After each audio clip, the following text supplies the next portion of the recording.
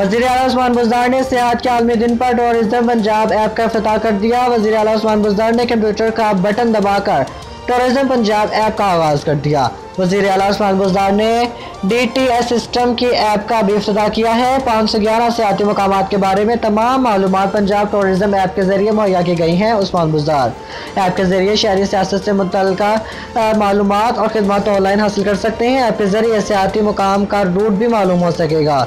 शहरी tourism development corporation Punjab से मुतल्लिका सहूलतों से ऑनलाइन इस्तेफादा करेंगे।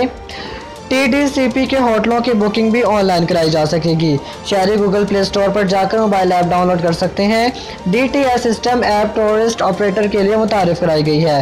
टूरिस्ट ऑपरेटर अब ऑनलाइन रजिस्ट्रेशन करा सकेंगे। टूरिस्ट ऑपरेटर के अमूर को ऑटोमेटेड कर दिया गया है।